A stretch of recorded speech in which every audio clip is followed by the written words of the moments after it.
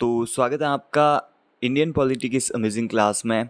भारतीय राज्य व्यवस्था की जो पिछली क्लास हुई थी उसमें हमने पढ़ना स्टार्ट किया था संविधान के बारे में कि संविधान क्या क्या होता है। लिखित संविधान और अलिखित संविधान के बारे में हमने देखा था। उसके बाद में हमने जो भारतीय संविधान है उसकी निर्माण के बारे में देखा था कि उसकी भारतीय संविधान के निर्माण के बारे में किन किन विद्वानों द्वारा या फिर किन किन क्रांतिकारियों द्वारा मांग रखी गई थी।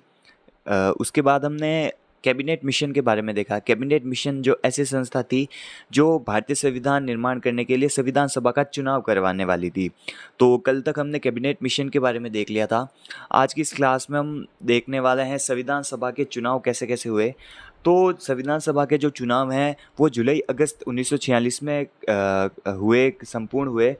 उसके बाद ये जो जुलाई अगस्त के चुनाव थे संविधान सभा के चुनाव वो कितने सीटें पर हुए, तो ये टोटल 396 सीटों पर संविधान सभा के चुनाव हुए, जिनमें 292 सीटें तो 11 प्रांतों से आने वाली थी और 4 सीटें चीफ कमिश्नरी क्षेत्र या फिर केंद्र शासित प्रदेशों से आने वाली थी। अब इसके चुनाव के परिणाम क्या हुए, तो चुनाव के परिणाम में हम सबसे पहले राजनीतिक परिणाम देखेंगे और उसके बाद धार्मिक परिणाम देखेंगे। राजनीतिक परिणामों में सबसे पहले कांग्रेस को 208 सीटें मिली। उसके बाद मुस्लिम लीग जो कि दूसरी सबसे बड़ी पार्टी थी भारत की तत्कालिक समय में, उसको 73 सीटें मिली। उसके बाद 8 निर्दलीय सीटें रही और कुछ जो अदर पार्टियां थी जैसे कम्युनिस्ट पार्टी आदि होगी उसको 7 सीटें मिली।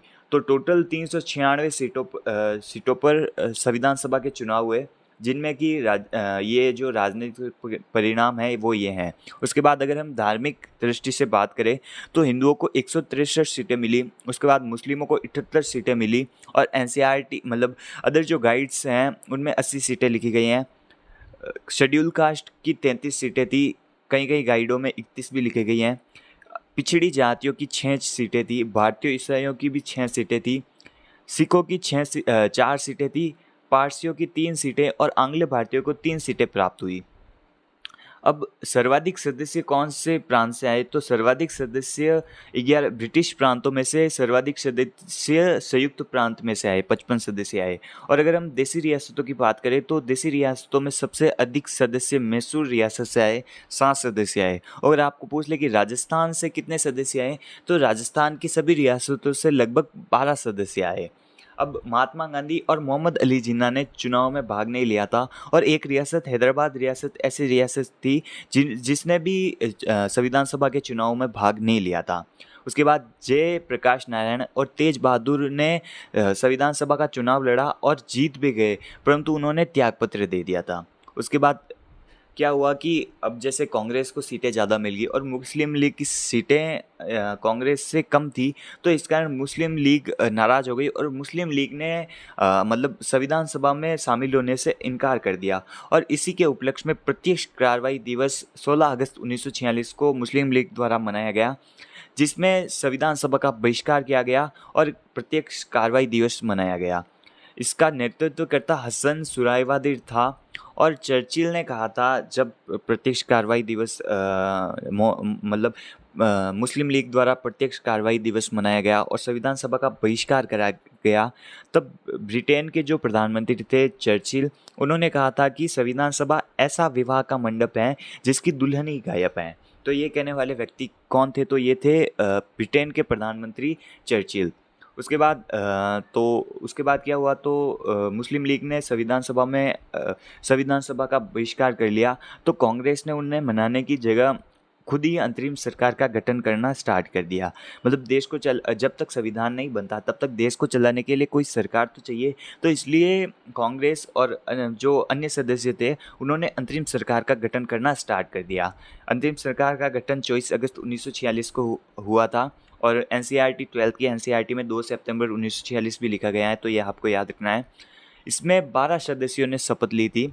और उसके बाद क्या हुआ, तो उसके बाद मोहम्मद लीग को लग गया कि ये हमें पूछ तो रहे नहीं है और अपने अनुसार अंतरिम सरकार का गठन कर रहे हैं, तो इसका घमंड टूटा और वो वापस संविधान सभा में शामिल होने के लिए वापस आए। 13 अक्टूबर 1946 को मुस्लिम लीग ने अंतरिम सरकार में शामिल होने का फैसला किया था। तो इस कारण अब क्या हुआ, तो मुस्लिम लीग आ रही है, तो उन्होंने जो कांग्रेस और अन्य पार्टियां थे उन्होंने इनको आने दिया और ये अंतरिम सरकार का पुनर्गठन हुआ 26 अक्टूबर 1946 में।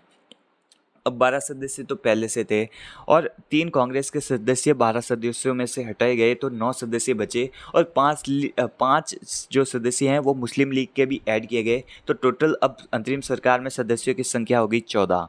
अब अंतरिम सरकार की जो अंतिम बैठक थी वो थी 16 जुलाई 1947 में। अब अंतरिम सरकार मतलब अंतरिम मंत्रिमंडल 1946 में कौन कौन से सदस्य थे उसकी भी आपको लिस्ट याद रखनी है कि ये जो 14 सदस्य थे वो कौन कौन से थे। तो सबसे पहले अध्यक्ष आते हैं लॉर्ड माउंटबेटन, जो कि तत्कालीन गवर्नर जनरल थे। लॉर्ड माउंटबेटन को बनाया गया अंतरिम सरकार 1946 का अध्यक्ष। तो अध्यक्ष कौन बनता है? जो लॉर्ड लेता है, तो लॉर्ड से आपको याद रखना है अध्यक्ष। उसके बाद जवाहरलाल नेहरू जिनको कि विदेश घूमने या फिर घूमने फिरने का शौक था, तो इस कारण जवाहरलाल नेहरू को बनाया गया विदेश मंत्री। ये सिर्फ मैं अपने तरीके से कह रहा हूँ ताकि आपको याद रह सके, इसका इंटेंशन आपको याद कराना है। तो जवाहरलाल नेहरू जो कि उपाध्यक्ष रहे, विदेश मंत्री रहे और राष्ट्रमंडल संबंध के अध्यक्ष भी रहे। उसके बाद राजेंद्र प्रसाद जिनके नाम में ही प्रसाद आता है, तो इनको बनाया गया खाद्य एवं कृषि मंत्री। उसके बाद वल्लभ भाई पटेल जिन्होंने एकीकरण में अपनी महत्वपूर्ण भूमिका निभाई, तो इस कारण घरों को एक करने के कारण वल्लभ भाई पटेल को बनाया गया गृह मंत्री। और मतलब एकीकरण के टाइम उनको जगह जगह पर कॉल भी करना पड़ता था, तो इसलिए ये जो एकीकरण की न्यूज़ भी देनी पड़ती, तो इस कारण वल्लभ भाई पटेल को बनाया गया सूचना प्रसारण मंत्री। उसके बाद बलदेव सिंह जो कि सिख थे, बलदेव सिंह इनके नाम में ही बल आता है, तो इनको बनाया गया रक्षा मंत्री। उसके बाद जगजीवन राम जिन्हें बनाया गया श्रम मंत्री। जीवन में अगर आपको आगे बढ़ना है तो आपको श्रम करना पड़ेगा, तो इसलिए जगजीवन राम को बनाया गया श्रम मंत्री। उसके बाद आसफ अली जिनको रेल मंत्री बनाया गया। CH बाबा जो कि पारसी थे, उन्हें ऊर्जा कार्य व खनन मंत्री बनाया गया। और राजगोपालाचारी इनके नाम में आचार्य आ रहा है, तो आचार्य से आप कनेक्ट कर सकते हो कि इन्हें शिक्षा मंत्री बनाया गया। उसके बाद जॉन मथई जो कि ईसाई थे, उन्हें उद्योग व आपूर्ति मंत्री बनाया गया। जॉन मतलब आप देखते हो, अगर आप करंट अफेयर पढ़ते हो तो आपने पढ़ा होगा औद्योगिक जोन, तो जोन से आपको याद रखना है उद्योग व आपूर्ति मंत्री। उसके बाद 5 सदस्य मुस्लिम लीग के थे। सबसे पहले आते हैं लियाकत अली जिनको कि वित्त मंत्री बनाया गया। उसके बाद गजानफर अली खां जिन्हें स्वास्थ्य मंत्री बनाया गया। उसके बाद जोगिंदर नाथ मंडल जिन्हें विधि मंत्री बनाया गया। उसके बाद अब्दुल रब निश्तार जिन्हें संचार मंत्री बनाया गया। और आई चुंदरी आपको याद रखना है, चुंदरी का बिजनेस करते थे, तो इस कारण इन्हें व्यापार और वाणिज्य मंत्री बनाया गया। अब हम देखते हैं संविधान सभा। अब तक हमने अंतरिम मंत्रिमंडल के बारे में देख लिया कि जब तक संविधान का निर्माण नहीं होता तब तक देश को चलाने के लिए एक अस्थायी मंत्रिमंडल बनाया गया, जिसे हम अंतरिम सरकार कहते हैं 1946 की। उसमें कौन कौन से सदस्य थे वो हमने पढ़ लिया। अब हम देखते हैं संविधान सभा जो संविधान का निर्माण करेगी, उसका गठन कब हुआ? तो उसका गठन NCERT के अनुसार 6 दिसंबर 1946 में संविधान सभा का गठन किया गया। कुल अधिवेशन, तो संविधान सभा के कुल अधिवेशन 12 अधिवेशन थे, जिनमें टोटल बैठ के 167 बैठकें हुई। अगर आपको पूछ ले कि संविधान निर्माण में कुल कितने अधिवेशन हुए, तो संविधान निर्माण में कुल 11 अधिवेशन हुए और 165 बैठकें लगी, और एक जो अधिवेशन हुआ उसमें संविधान को लागू किया गया। स्वतंत्रता से पूर्व कितने अधिवेशन हो चुके थे? तो स्वतंत्रता से पहले संविधान सभा के 4 अधिवेशन हो चुके थे। अब हम देखते हैं प्रमुख अधिवेशन में सबसे पहले हम प्रथम अधिवेशन पढ़ेंगे, उसके बाद 11वां और 12वां अधिवेशन पढ़ेंगे। प्रथम अधिवेशन में कुल 11 बैठकें रखी गई। 11 बैठकों की तारीख ये लिखी गई हैं 9, 10, 11, 12, 13, 16, 17, 18, 19 और 21 व 23 दिसंबर 1946। ये कुल 11 बैठकों की तारीखें हैं जो आपको याद रखनी है, कहीं कहीं पर पूछी जाती हैं। उसके बाद प्रथम बैठक हम देखते हैं। प्रथम अधिवेशन की प्रथम बैठक जो कि 9 दिसंबर 1946 सोमवार के दिन 11 बजे रखी गई, और इसका स्थान कहाँ पर था? तो ये था दिल्ली के काउंसिल चैम्बर, जो वर्तमान में संसद भवन है, वहाँ पर संविधान सभा के प्रथम अधिवेशन की प्रथम बैठक रखी गई। इसमें कुल 207 सदस्य उपस्थित थे, जिनमें से 10 महिलाएं थी, और सर्वाधिक सदस्य जो थे वो मद्रास प्रांत से आए थे। अब ये 10 महिलाएं कौन कौन सी थी? तो इनमें नाम आता है, आपको याद तो नहीं रखना, मतलब अगर आप चाहो तो याद भी रख सकते हो। सबसे पहले आते हैं सरोजनी नायडू, उसके बाद सुचिता कृपलानी, हंसा मेहता, कमला चौधरी, लीला रॉय, जे दुर्गाबाई, पूर्णिमा बनर्जी और मालती चौधरी। उसके बाद दक्षियाणी वेलायुधन और अम्मू स्वामीनाथन, ये 10 महिलाएं थी जो प्रथम अधिवेशन की प्रथम बैठक में उपस्थित हुई। पूरे अधिवेशन, ये जो प्रथम अधिवेशन है, इसमें पूरे में 211 सदस्य आए थे और इस पहले अधिवेशन की पहली बैठक में ही एक व्यक्ति की मृत्यु हो गई थी जिनका नाम था प्रसन्न देव रैकुट, जो कि बंगाल के निवासी, मतलब बंगाल प्रांत से आए थे। अब प्रथम अधिवेशन की प्रथम बैठक में प्रथम वक्ता कौन थे, तो वो थे जे बी कृपलानी। और प्रथम बैठक में अस्थायी सदस्य का चुनाव हुआ, जिनमें अस्थायी अध्यक्ष के रूप में चुने गए सच्चिदानंद सिन्हा। ये सच्चिदानंद सिन्हा का प्रस्ताव किसने दिया तो प्रस्ताव देने वाले व्यक्ति का नाम था जे बी कृपलानी और इनका अनुमोदन किया था वल्लभ भाई पटेल ने। अब ये सच्चिदानंद सिन्हा क्यों चुने गए, क्योंकि ये सबसे वरिष्ठतम सदस्य थे और ये वरिष्ठतम सदस्य को अस्थायी सदस्य चुनने का प्रावधान कहाँ से लिया गया है, तो ये फ्रांस से लिया गया। अब मनोनीत उपाध्यक्ष भी थे जो कि थे फ्रैंक एंथनी। अब द्वितीय बैठक जो 10 दिसंबर 1946 में हुई, इसमें इसमें क्या डिसाइड किया गया, तो इसमें स्थायी सभापति का चुनाव का निर्धारण किया गया। उसके बाद तीसरी बैठक आती है अपनी 11 दिसंबर 1946 में, जिसमें स्थायी अध्यक्ष या फिर स्थायी सभापति का चुनाव हुआ, जिनमें कि राजेंद्र प्रसाद को संविधान सभा का स्थायी अध्यक्ष चुना गया। राजेंद्र प्रसाद निर्विरोध जीते और इनमें 2 प्रस्ताव दिए। एक तो प्रस्तावक थे जे बी कृपलानी और जिनका अनुमोदन वल्लभ भाई पटेल ने किया था, और दूसरा प्रस्तावक थे हरि कृष्ण मेहताब और इनका अनुमोदन नंद किशोर दास द्वारा किया गया। अब इस तीसरी बैठक में प्रथम वक्ता चुने गए एस राधाकृष्णन। संविधान सभा के अब नोट लगा के कुछ इंपॉर्टेंट बातें लिखी गई हैं कि संविधान सभा के सचिव थे एच.पी. अयंकर, संवैधानिक सलाहकार थे बी.एन. राव, उपाध्यक्ष सबसे पहले तो एच.सी. मुखर्जी थे और जुलाई 1947 तक आते आते 2 उपाध्यक्ष हो गए, एक तो एच.सी. मुखर्जी और एक वी.टी. कृष्णमाचारी। चौथी बैठक 12 दिसंबर 1946 को हुई। उसके बाद 5वीं बैठक 13 दिसंबर 1946 को हुई, जिसमें कि जवाहरलाल नेहरू द्वारा एक प्रस्ताव पारित किया गया जिसे हम उद्देश्य प्रस्ताव के रूप में जानते हैं, जिनमें 8 उद्देश्य दिए गए और इन्हीं उद्देश्यों को बाद में संविधान की प्रस्तावना बनाया गया। इस 8 उद्देश्यों पर 8 दिन चर्चा रही और इसका उद्देश्य प्रस्ताव का समर्थन करने वाले व्यक्ति का नाम था पुरुषोत्तम दास टंडन। और इस उद्देश्य प्रस्ताव को स्वीकृति कब मिली, तो इसको स्वीकृति मिली 22 जनवरी 1947 को दूसरे अधिवेशन में।